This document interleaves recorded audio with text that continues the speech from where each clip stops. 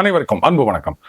என்ன நண்பர்களே, டைட்டில் பார்த்தோன்னா என்ன சார் ரொம்ப பழைய பாட்டாக இருக்குது அப்படின்னீங்களா? கரெக்ட். இன்னைக்கு அதுதான் ரொம்ப ஆப்டாக இருக்குது. அண்ணன் ட்ரம்ப் இவர் வந்து யூரோப்பியன் யூனியன், அதுக்கப்புறம் நேட்டோ அலைஸ், அதுக்கப்புறம் ஜப்பான், சவுத் கொரியா, ஈவன் சைனாவை கூட கூப்பிட்டாரு. வாங்க அந்த ஹார்மோஸ் ஸ்ட்ரைட்டை வந்து பெட்ரோல் பண்ணலாம், அந்த ஓப்பன் பண்ணலாம் அப்படின்னு. கிட்டத்தட்ட யாருமே வரலை. உடனே எல்லாரும் என்ன பண்ண ஆரம்பிச்சோம் பார்த்தீங்களா? ட்ரம்ப் தோத்துட்டே இருக்காரு, யாருமே அவரை மதிக்கிறது கிடையாது. இவ்வளோ நாள் ட்ரம்ப் ஏதாவது சொல்லி முடியாதுன்னு யாராவது சொல்லுவாங்களா? இன்னைக்கு அமெரிக்க அதிபர் ட்ரம்ப் கேட்குறாரு, ஒட்டுமொத்தமாக அத்தனை பேரும் சொல்லி வச்ச மாதிரி ஐயோ எங்களெல்லாம் முடியாது, நாங்கள்லாம் வரமாட்டோம்னு சொல்கிறாங்கன்னா, அப்போ ட்ரம்ப்புடைய செல்வாக்கு குறைந்து கொண்டே வருகின்றது அப்படின்னு ஆரம்பிச்சிட்டாங்க. நம்ம அன்றைக்கே சொல்லியிருந்தோம், ரொம்ப அழகாக அண்ணன் ட்ராப் வச்சுக்கிறார் அப்படின்னு. அந்த ட்ராப்பில் தான் இன்றைக்கி எல்லாரும் மாட்டியிருக்காங்க. ரைட். இப்போ அண்ணன் ட்ரம்ப் என்ன சொல்லியிருக்காரு? நேட்டோ, நாங்கள் அதுக்கு எவ்வளோ பில்லியன்ஸ் அண்ட் பில்லியன்ஸ் செலவு பண்ணி உங்களை நாங்கள் பாதுகாத்துன்னுக்கிறோம், ஆனால் எங்களுக்கு ஒன்றுன்னா நீங்கள் வரமாட்டீங்க, அப்படி தானே? இதுதான் வந்து ட்ரம்ப்புடைய கேள்வி. இதுக்கு வந்து நேட்டோ மெம்பர்ஸ், குறிப்பாக யூரோப்பியன் யூனியனில் இருக்கவங்களும் பிரிட்டனும் என்ன சொல்லுவாங்க அப்படின்னு தெரியல. எதுவும் சொல்ல முடியாது. இதனுடைய ரெப்பர்கஷன் உக்ரைன். எனக்கு அதுக்கு என்ன சம்மந்தம்? அது உங்கள் யூரோப்பில் இருக்குது, நீங்களே பார்த்துக்கங்க. ஏன்னா எனக்குன்னா நீங்கள் வரமாட்டீங்க, உங்களுக்குன்னா நாங்கள் வரணுமா? வேற ஆளப்பாரு அப்படின்றவாரு. அமெரிக்கா கையை விரிச்சிடுச்சு அப்படின்னு சொன்னால் இது யூரோப்பியன் யூனியன் நேஷன்ஸ்க்கு ஹெல்ப் பண்ண போகிறதில்லைன்றது மட்டும் கிடையாது. முக்கியமான குறியீடு, ரஷ்யா நீ என்ன ஒன்றா விட்டு அடி, நாங்கள் ஒன்றுமே கவலைப்பட மாட்டோம். நம்ம திருப்பி திருப்பி சொல்லிட்டு வந்த ஞாபகம் இருக்கா? காக்கிநாடா உனக்கு, இந்த பக்கம் எனக்கு அப்படின்ற மாதிரி ஒரு டீல் அப்படின்னு. அதைத்தான் இன்றைக்கி நம்ம கண்ணு முன்னாடி பார்க்குறோம். ரைட். யூஎஸ்எஸ் ட்ரிப்போலி இது வந்து ஒரு மினி ஏர்க்ராஃப்ட் கேரியர்னு தான் சொல்லணும். இது வந்து ஆம்ஃபிபியஸ் அசால்ட் ஷிப் அப்படின்வாங்க. ஆக்சுவலாக இந்த மாதிரி ஷிப்பில் வந்து அந்த வெல் டெக்னு ஒன்று இருக்குங்க. அதாவது அந்த ஷிப்பை நீங்கள் ஃப்ரண்ட்டில் பார்க்கும்போது கீழே வந்து பெரிய ஒரு ஓட்டை மாதிரி இருக்கும். அது வழியாக தான் லேண்டிங் கிராஃப்டெல்லாம் இறங்கும். இந்த ஷிப்பை டிசைன் பண்ணும்போது அந்த இடம் கிடையாது, வெல்டெக்குன்றது கிடையாது. எல்லாம் கேட்டாங்க, என்னங்க ஆம்ஃபிபியஸ் அசால்ட் ஷிப் அப்படின்றீங்க, அதுக்கப்புறம் எப்படி இந்த லேண்டிங் கிராஃப்ட்லாம் இறங்கும், இதெல்லாம் இல்லாமல் என்னங்க இது ஷிப் அப்படின்னு. ஆனால் இன்னைக்கு அதனுடைய அந்த ஸ்ட்ராட்டஜி அப்படின்றது சுத்தமாக மாறி போச்சு. இன்ஃபேக்ட் அந்த இடத்துல வந்து அவங்க வேறு நிறையெல்லாம் வச்சுருக்காங்க. அந்த யூஎஸ்எஸ் ட்ரிப்போலி அதில் மட்டுமே மேக்ஸிமம் 20 F-35B அதை வந்து நீங்கள் டெக்கில் வைக்கலாம். அந்த யூஎஸ் மரீன்ஸ்னு சொல்லுவாங்க. இன்ஃபேக்ட் அந்த ட்ரிப்போலியில் வரவங்கள்லாம் மரீன் எக்ஸ்பெடிஷனரி யூனிட் அப்படின்னு சொல்லுவாங்க, நம்பர் 31. அவங்க தான் ரொம்ப வேகமாக வந்துட்டுருக்காங்க டுவர்ட்ஸ் ஸ்ட்ரெய்ட் ஆஃப் ஹார்மோஸ். அங்கே வந்து என்ன சார் பண்ண போகிறாங்க அப்படின்னா, கர்க் ஐலாண்ட் இதை வந்து டேக் ஓவர் பண்ண போகிறதா பிளான். இது நம்ம கொஞ்ச நாளைக்கு முன்னாடியே சொல்லியிருந்தோம். அண்ட் ஈரான் கூட சொல்லியிருந்தாங்க, இதில் கை வச்சிங்கன்னா அவ்வளோதான், பற்றி எரியும் பாரு அப்படின்னு. இப்போ வந்து அது மாதிரி நடப்பதற்கு வாய்ப்பில்லை. சைமல்டேனியஸாக இஸ்ரேல் அண்ட் அமெரிக்கா இவங்க 2 பேரும் அந்த ஸ்ட்ரெய்ட் ஆஃப் ஹார்மோஸ் சுற்றி இருக்கின்ற அந்த ஈரானது கரையோர பகுதிகள் அங்கெல்லாம் வந்து ஹெவி பம்பார்ட்மெண்ட். இதில் வந்து ஒரு இடத்துல அந்த மிசைல் ஸ்டோரேஜ் வச்சுருந்துருக்காங்க போல இருக்கு. அதை கண்டுபிடிச்சி பொழந்து கட்டியிருக்காங்க, அப்படியே கொழுந்து விட்டு எரிஞ்சிட்ருக்கு. இதற்கிடையில் லாரிஜானி அப்படின்றவர், இவர் வந்து அந்த கமாண்ட் லிஸ்ட்டில் இப்போதைக்கு டாப்பில் இருக்கவர். அவரையும் நாங்கள் தட்டி தூக்கிட்டோன்றாங்க. அதே மாதிரி இந்த பாசிஜ் அப்படின்னு ஒரு குரூப், அவங்க தான் வந்து இந்த போராடும் மக்களை எல்லாம் சுட்டு கொன்னது அப்படின்னு சொல்கிறாங்க. இவங்க ஐஆர்ஜிசி கிடையாது. அதன் தலைவர் சுலைமானி, அவரையும் நாங்கள் தட்டி தூக்கிட்டோம் அப்படின்னு இஸ்ரேல் கிளைம் பண்ணியிருக்காங்க. ஈரான் தரப்பிலிருந்து எந்த விதமான கன்ஃபர்மேஷனும் வரலை. கூடவே மொசாதில் என்ன பண்ணியிருக்காங்க, இதுதான் வந்து அந்த மொசாதுடைய ஸ்பெஷாலிட்டி அப்படின்றது. இன்னமும் ஈரானுக்குள்ள அவங்களுடைய ஆட்கள் இருக்கின்றார்கள். அவங்க யாருன்னு யாருக்குமே தெரியாது. அவங்கெல்லாம் வந்து அந்த முக்கியமான கமாண்டர்ஸ் அவங்களுக்கு ஃபோன் பண்ணி த்ரெட்டனிங், வேற ஒன்றும் இல்லை, அது வேறுங்க ஒன்றும் இல்லாமல் விட்டுருங்க, இல்லைன்னா நீங்கள் உங்கள் ஃபேமிலி எல்லா லிஸ்ட்டும் எங்ககிட்ட இருக்குது அப்படின்னு அப்படி ஒரு சகோதர முறையில் ஒரு சின்ன ஆஃபர் கொடுக்கறது. இந்த பெஞ்சமின் நெத்தன்யாஹூ இவரை வந்து ஈரான் மிசைல் தாக்குதலில் கொல்லப்பட்டார் அப்படின்னு சொல்லிட்டு ஒரு செய்தி, அது சோஷியல் மீடியாவில் கேட்கணுமா? இந்த மாதிரி புரளிகளுக்கு அளவே கிடையாது, சுற்றிட்டு இருந்ததுங்க. அதுக்கப்புறம் நெத்தன்யாஹூவோட ஒரு வீடியோ ஒன்று போட்டாங்க, பார்த்தீங்களா? அது வந்து ஏஐ வீடியோ.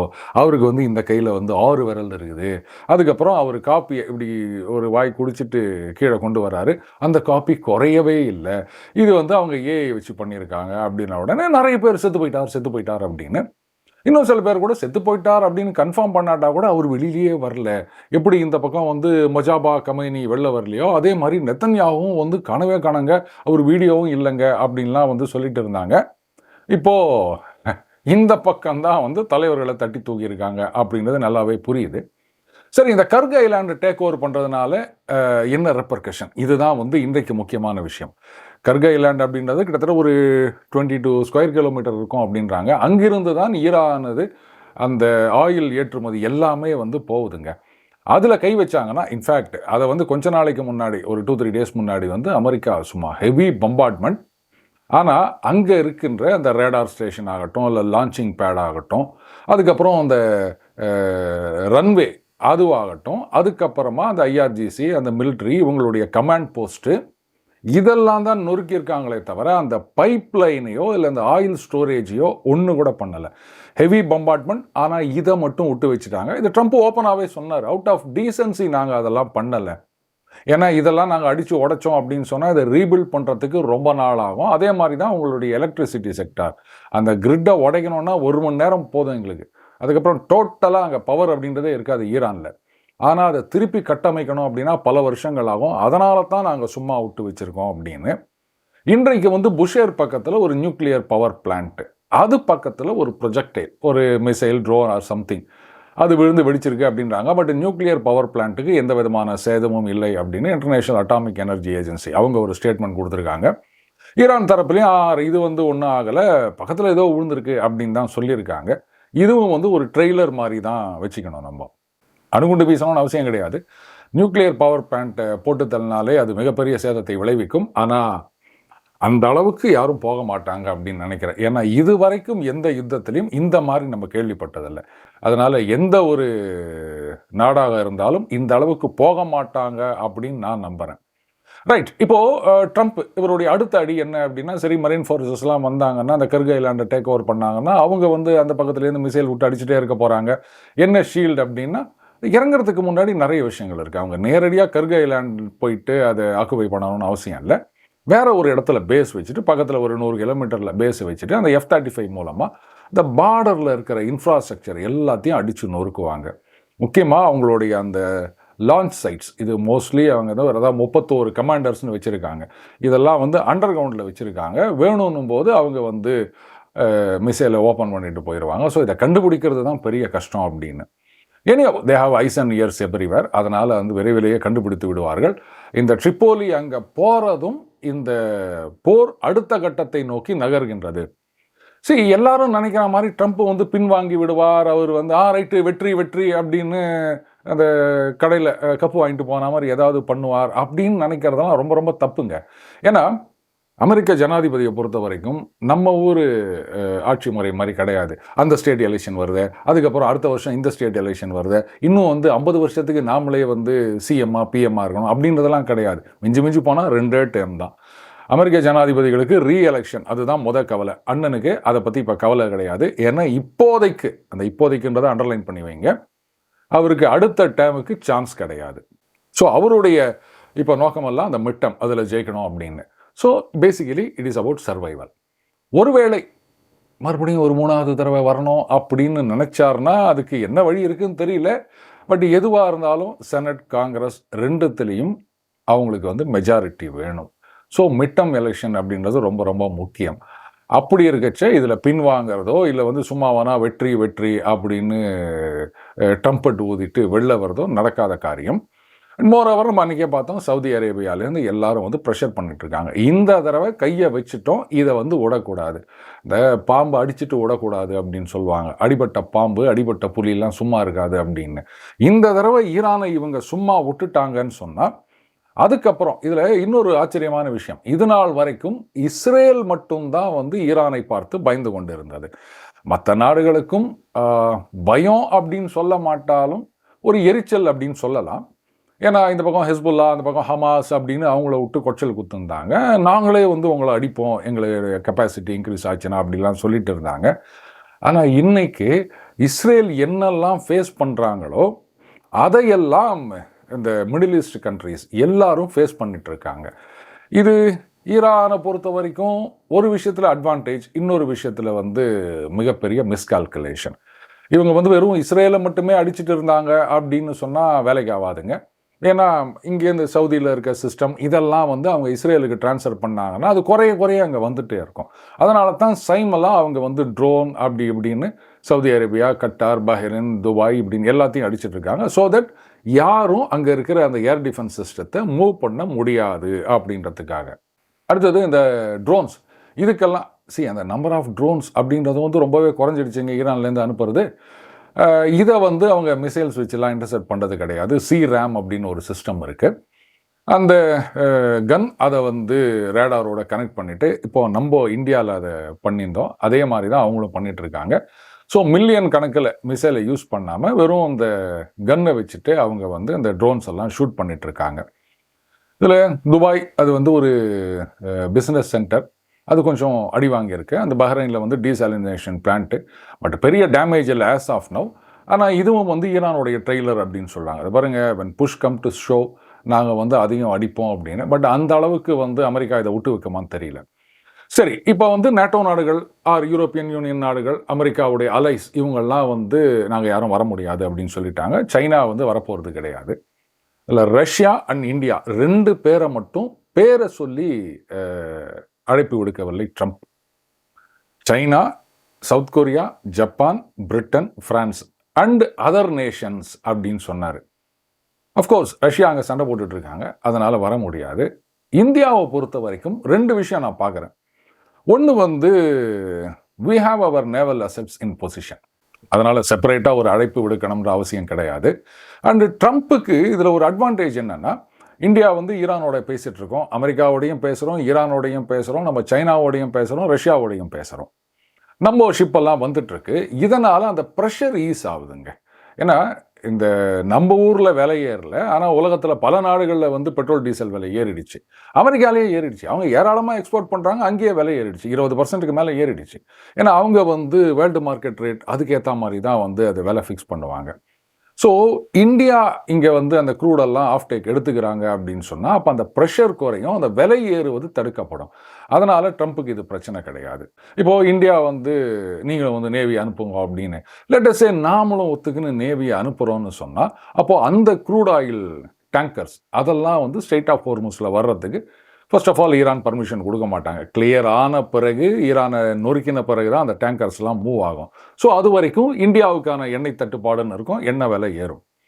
அடுத்த விஷயமா நான் என்ன பார்க்குறேன்னா, ஒருவேளை நாளைக்கு வந்து ஒரு அமைதி பேச்சுவார்த்தை அப்படின்னு வந்தால், சரி உங்களுக்கு வேணாம் எங்களுக்கு வேணாம், யாரை கூப்பிட்டு வச்சு பேசுறது அப்படின்னும் போது இந்தியாவை கூப்பிடுவதற்கு ஒரு சான்ஸ் இருக்குது. ஸோ அதனாலையும் இந்தியாவை அவர் பை நேம் மென்ஷன் பண்ணலை அப்படின்னு நினைக்கிறேன். ட்ரம்ப் வந்து பேசிக்கலி ஒரு பிஸ்னஸ் மேன். அவர் வந்து எங்கே டீல் போடணும், எந்த இடத்துல வந்து சரக்கை பதுக்கி வைக்கணும், எந்த நேரத்தில் சரக்கை ரிலீஸ் பண்ணணும், மார்க்கெட்டில் வந்து ப்ரிடேட்டரி ப்ரைஸிங்னு சொல்லுவாங்க, அந்த மாதிரி வந்து எப்போ மார்க்கெட்டை கேப்சர் பண்ணணும், இதெல்லாம் அவருக்கு நல்லாவே தெரியும். அரசியல்வாதின்றதெல்லாம் அப்புறம் தாங்க. சொல்லப்போனால் அவருடைய பழைய இன்டர்வியூலாம் எடுத்து பாருங்கள், என்னவோ நாளைக்கே அவர் பிரசிடென்ட் ஆகிற மாதிரி பல வருஷங்களுக்கு முன்னாடியே பேசியிருக்காரு. ஸோ இதெல்லாம் வந்து அவருக்கு பல வருஷங்களாக ஒரு கனவாகவே இருந்தது, பிரசிடென்ட் ஆகணும் அப்படின்னு சொல்லிட்டு. ஈவன் மிகேல் கோர்பச்சேவ், அவர் வந்து இந்த சோவியத் யூனியன் உடையறதுக்கு முன்னாடி அமெரிக்கா போகிறாரு. அங்கே ட்ரம்ப் டவரில் வந்து அண்ணன் ட்ரம்ப்பை மீட் பண்ணுறதா இருந்தது. பட்டு ஏதோ ஒரு நிலநடுக்கம்னு நினைக்கிறேன் இப்போ அர்மீனியாவில், அதனால் அந்த ப்ரோக்ராம் கேன்சல் ஆகிடுச்சு. அதனால் மீட் பண்ண முடியல. அப்போ அவர் வந்து பேசிக்கலி ஒரு பிஸ்னஸ் மேன், அவ்வளோதான். அப்போவே வந்து கோர்பச்சேவை மீட் பண்ணணும் அப்படின்னு வெயிட் பண்ணியிருந்திருக்காருன்னா அப்போ எத்தனை வருஷமாக அவர் அந்த ஆம்பிஷனை உள்ளே வச்சுருந்துருப்பாருன்னு பாருங்கள். அடுத்தது, இந்த வாரில் அவர் பெருசாக சாதிக்கணும் அப்படின்னு சொன்னால் ஈரானுடைய அந்த வார் மேக்கிங் கெப்பாசிட்டி, இதை ஒன்றும் இல்லாமல் பண்ணணும். இதுதான் அவரை பொறுத்த வரைக்கும் அச்சீவ்மெண்ட். அவருக்கு மட்டும் இல்லை, அமெரிக்க மக்களுக்கும் இதுதான் வந்து அச்சீவ்மெண்ட்னு அவர் காமிச்சிக்க முடியும். அது இல்லாமல் பாதியில் வந்துட்டார் அப்படின்னா ஒத்துணும் சீந்த மாட்டாங்க. ஸோ இதை அச்சீவ் பண்ணால் மட்டும்தான் மிட்டம் எலெக்ஷனில் அவருடைய கட்சிக்கு அமோக வெற்றி கிடைக்கும். ஒருவேளை ஒரு மிகப்பெரிய மெஜாரிட்டி வந்தால் யாரு கண்டா அடுத்த தடவையும் நானே பிரசிடென்ட் அப்படின்னு ஏதாவது வழி இருக்கா அப்படின்னு பார்க்கலாம். ஸோ அதுக்கும் இந்த ஈரானுக்கு எதிரான யுத்தத்தில் ஒரு மிகப்பெரிய வெற்றி அப்படின்றது ட்ரம்ப்புக்கு அத்தியாவசியமான தேவை. அதனால தான் இதை அவ்வளோ சுலபமாக அவர் விட்டுட்டு வந்துட மாட்டார் அப்படின்னு நான் சொன்னேன். அவருக்கு மட்டும் இல்லை, சவுதியிலேருந்து மற்ற நாடுகளுக்கும் ஈரானை வந்து இப்போ ஒன்றும் இல்லாமல் பண்ணுறது, ஒன்றும் இல்லாமல் இந்த சென்ஸ் அதுக்கப்புறம் அவங்க வந்து சண்டைன்ற பேச்சே எடுக்கக்கூடாது, மிலிட்ரின்னு எதுவுமே இருக்கக்கூடாது. அதைத்தான் அவங்க எதிர்பார்க்குறாங்க. ஆனாலும் ஏன் இந்த மாதிரி வந்து ட்ரம்ப் தோத்துட்டார், ஊரில் இருக்கவங்க யாருமே அவரை மதிக்கலை அப்படின்னு சொல்கிறாங்கன்னா, இதை தான் கன்ஃபர்மேஷன் பயாஸ் அப்படின்னு சொல்லுவாங்க. நாம் வந்து ஒரு முடிவு எடுத்துட வேண்டியது, அதுக்கப்புறம் நடக்கிற விஷயங்கள்லாம் நமக்கு எது சாதகமாக இருக்கோ அது மட்டும்தான் நம்ம கண்ணுக்கு தெரியும், அதை மட்டும்தான் நம்ம வந்து அந்த கால்குலஸில் கன்சிடர் பண்ணுவோம். பார்த்தீங்களா, நான் தான் அப்பே சொன்னல, அதே மாதிரி இப்போ ஆயிடுச்சு பாருங்க அப்படின்ட்டு அதை மட்டும் எடுத்துப்போம். இல்லை, இந்த மாதிரி ஒரு ஆக்ஷன் நடந்திருக்க, இதனுடைய விளைவுகள் எப்படி இருக்கும், எதுக்காக இந்த மாதிரி பண்ணியிருப்பாங்க, நிஜமாவே வந்து இப்படி பண்ணுறாங்கன்னா ஃபேஸ் வேல்யூவில் அதை எடுத்துக்க முடியுமா, இதெல்லாம் நம்ம யோசிச்சோம்னா அப்போ நம்மளுடைய அந்த முடிவு இருக்கு இல்லையா, அதுக்கு வந்து அகென்ஸ்டாக போயிடும். அதனால் நம்ம அதை யோசிக்க மாட்டோம். இதனால தான் வந்து சில பேர் கூட ஆமாம் ரைட்டு, ட்ரம்ப் காலம் முடிந்து விட்டது, அவருடைய செல்வாக்கு முடிந்து விட்டது அப்படின்னு ஒரு தப்பான முடிவுக்கு வந்திருக்கலாம். அதை வந்து நம்ம குறை சொல்ல முடியாது. டைம் அலோன் வில் ப்ரூவ் எது கரெக்டு எது தவறு அப்படின்றது. அதுக்கேற்ற மாதிரி நம்மளுடைய கால்குலேஷன்ஸை நம்ம மாற்றிக்கணும், அவ்வளோதான், வேற ஒன்றும் கிடையாது. இதற்கிடையில் சோஷியல் மீடியாவில் நிறைய புழுகு சுற்றிட்டு இருக்குதுங்க. அதாவது இந்தியா வந்து அந்த க்ரூடுக்கு யுவானில் பே பண்ணிட்டாங்க, அதனால் வந்து ஈரான் அலோவ் பண்ணியிருக்கு அப்படின்னு. ஆனால் பாவிகளா, இதெல்லாம் வந்து ஏற்கனவே லோட் பண்ணி நின்றுட்டுருக்க க்ரூடு எல்பிஜி டேங்கர். எப்படி அங்கேருந்து போர்ட்டை விட்டு கிளம்பும் போது தான் ஆந்தாங்க ரைட்டு எத்தனை லிட்டர் போட்டுக்கிறீங்களா அப்படின்னு பெட்ரோல் பங்கா போட்டுட்டு அந்த மூடின உடனே அதுக்கப்புறம் காசு கொடுக்கறதுக்கு. ஒன்று இதெல்லாம் வந்து லாங் டேர்ம் கான்ட்ராக்டாக இருக்கும், அந்த பேமெண்ட் எல்லாம் தனியாக போயிட்டு இருக்கும், திடீர்னு நிறுத்திட்டு. இன்ஃபேக்ட் இந்த கான்ட்ராக்ட்லாம் பார்த்தீங்கன்னா அதுலேயே வந்து எந்த கரன்சின்ற முதற்கொண்டு பெரும்பாலும் அதில் மென்ஷன் பண்ணியிருப்பாங்க. நகாலெல்லாம் நீங்கள் வந்து இன்றைக்கி டாலருக்கு பதிலாக நீ வந்து ரூபிள் வச்சுக்கோ, இல்லை வந்து இந்தியன் ருப்பி வச்சுக்கோ அப்படின்லாம் சொல்ல முடியாது. Contract is a contract. அதில் என்ன இருக்கோ அந்த கரன்சியில் தான் நீங்கள் கொடுக்கணும். அந்த கரன்சி விலை ஏறினாலும் இறங்கினாலும் அதில் தான் கொடுக்கணும். ஈவன் கரன்சிக்கு பதிலாக நீங்கள் கோல்டாக கொடுத்தா கூட it's a violation of contract. Seller வந்து அதை முடியாதுன்னு சொன்னால் அவங்களால ஒன்றும் பண்ண முடியாது. ஸோ இதெல்லாம் எதுக்காக இந்த மாதிரி டுபாக்கூர் சுற்றிட்டு இருக்காங்க அப்படின்னு சொன்னால், ஒன்று அந்த சைனீஸ் சப்போர்ட்டர்ஸாக இருப்பாங்க, அடுத்தது இந்தியன் ஹேட்டர்ஸாக இருப்பாங்க. ஏதாவது ஒரு பண்ணி நம்ம இந்தியாவுடைய பெருமையை குலைக்க வேண்டும் அப்படின்னு. இன்னைக்கு உலக நாடுகள் யார் யாரோட சண்டை போட்டிருந்தாலும் எல்லாரோடையும் ஒரே நேரத்தில் பேசக்கூடிய ஒரு கெப்பாசிட்டி இருக்க ஒரு நாடு அப்படின்னா இன்னைக்கு அது இந்தியா மட்டும்தான் நண்பர்களே. எல்லாரோடையும் டீல் பண்ணிட்டு இருக்கோம். அது பாருங்க, இஸ்ரேல் இந்த சண்டை ஆரம்பிக்கிறதுக்கு முன்னாடி தான் நம்ம பிரதமர் அங்கே போயிட்டு வராரு, அங்கே அவார்டு கொடுக்குறாங்க, நிறைய டீல்லாம் சைன் பண்ணுறோம். அங்கேருந்து வந்த உடனே ஈரானோட சண்டை நடக்குது, இஸ்ரேலுக்கும் அமெரிக்காவுக்கும். ஈரானோட பேசுகிறோம், அவங்க பிரசிடெண்ட்டோட பேசுகிறோம், நம்ம எக்ஸ்டர்னல் அஃபேர்ஸ் மினிஸ்டர் பேசுகிறாரு, நம்ம ஷிப் அனுப்புங்கன்றாரு. இப்போ அவங்க வந்து இங்கே 3 டேங்கரை பிடிச்சி வச்சுக்கிறீங்களா, எங்கள் டேங்கரு, அதை ரிலீஸ் பண்ணுங்க, கூடவே கொஞ்சம் அந்த மெடிசனு இதெல்லாம் தேவைப்படுது, அதெல்லாம் அனுப்புங்க அப்படின்றாங்க. இதை நாம் அனுப்பினாலும் அமெரிக்கா இதை தடை செய்ய மாட்டார்கள். ஆக்சுவலாக ஈரானியன் டேங்கர்ஸ் அந்த ஸ்ட்ரெய்ட் ஆஃப் ஹோர்முஸ் வழியாக வந்ததுன்னா நாங்கள் அட்டாக் பண்ண மாட்டோம்னு வேறு அமெரிக்கா சொல்லியிருக்காங்க. ஏன்னா அவங்கள பொறுத்த வரைக்கும் ஆயில் பிஸ்னஸை பிரச்சனை பண்ணாத, இந்த ஸ்ட்ரெய்ட் ஆஃப் ஹோர்முஸை திறந்து விட்டியானா நாங்கள் வந்து இந்த பக்கம் வரமாட்டோம், மற்றபடி மீதியெல்லாம் அந்த பக்கம் நடக்கட்டும். இதுதான் வந்து அவங்களுடைய ஒரு பாலிசியாக இருக்குது. ஸோ இஸ்ரேலோட டீல் போடுறோம், இந்த பக்கம் ஈரானோட பேசி ரைட்டு உனக்கு என்ன இது வேணுமா, ரைட்டு அதை கூட நாங்கள் வந்து எங்கள் கப்பல் எடுத்துகிட்டு வரோம், நீ யாரும் தடங்கல் பண்ணக்கூடாது அப்படின்னு பண்ணிட்டு இருக்கோம். எத்தனை நாடுகள் இந்த மாதிரி பண்ண முடியும் சொல்லுங்கள்? லேட்டஸ்ட் செய்தி என்னென்னா, சீனாவுக்கு போக வேண்டிய ரஷ்ய க்ரூட் டேங்கர் அப்படியே டேக் டைவர்ஷன் அப்படின்னு சொல்லிட்டு இந்தியா பக்கம் வந்துட்டாங்க. இது நான் பல தடவை சொன்னது தான், ஒரு பிரச்சனை அப்படின்னு வந்தாச்சு அப்படின்னு சொன்னால், லெட்டஸ் இப்போ சீனா வந்து தைவானை டேக் ஓவர் பண்ணணும் அப்படின்னு நினைக்கிறாங்கன்னு சொன்னால், சரி ரைட்டு, நீங்கள் வந்து ஈரானை அமெரிக்கா கண்ட்ரோல் எடுத்துக்குதுன்னு கூட வச்சுக்காங்க. ஸோ இனிமேல் வெனிசுவேலா கிடையாது, ஈரான் கிடையாது. அப்போது அமெரிக்கா சொன்னால் சவுதியிலேருந்தும் ஆயில் அனுப்ப மாட்டாங்க சீனாக்கு. ஆனாலும் எங்களுக்கு ரஷ்யா இருக்குது, அவங்க ஆயில் கொடுப்பாங்களே. அதெல்லாம் வந்து கனவே காண முடியாது சீனா. நாளைக்கு தைவானோட ஏதாவது பண்ண போகிறாங்கன்னு சொன்னால், அதுக்கப்புறம் டோட்டலாக அவங்களுக்கு வர வேண்டிய ஆயில் மட்டும் இல்லை, அவங்களுடைய எக்ஸ்போர்ட் முதற்கொண்டு எல்லாத்தையுமே பிளாக் பண்ணிடுவாங்க அமெரிக்கா. ரஷ்யாவை நம்பி அவங்களால எந்த சண்டையும் போட முடியாது.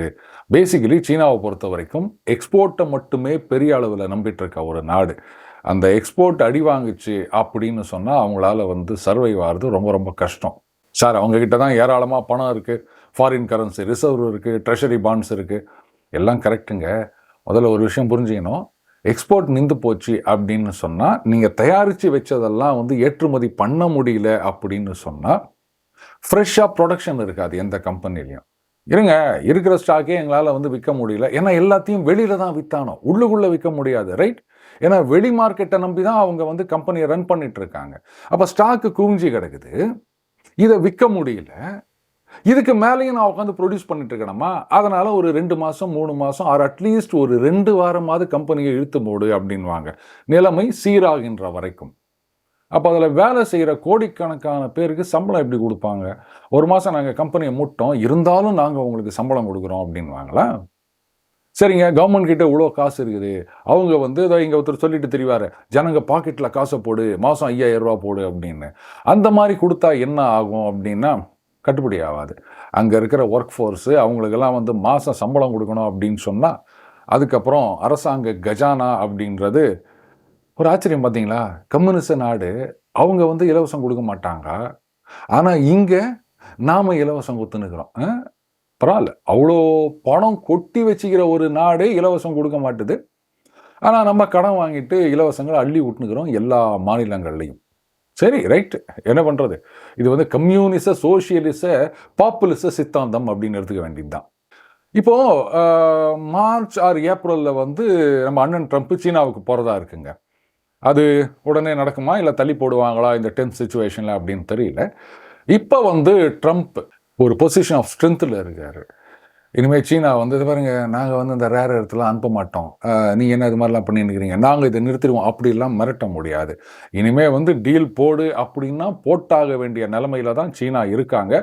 ஒன்று, அவங்களுடைய ஆயுதங்கள், இவங்க மற்ற நாடுகளுக்கு விற்கிற ஆயுதங்கள் அப்படின்னு வந்து செகண்ட் குவாலிட்டி தேர்ட் குவாலிட்டியாக தான் இருக்கும். அவங்க வச்சிருக்கிறது வந்து ஹையஸ்ட் குவாலிட்டியாக இருக்கும். அது ஒன்றும் யாரும் டெஸ்ட் பண்ணலை. ஸோ ஒரேடியாக குப்பை அப்படின்னு ஒதுக்கிட முடியாது.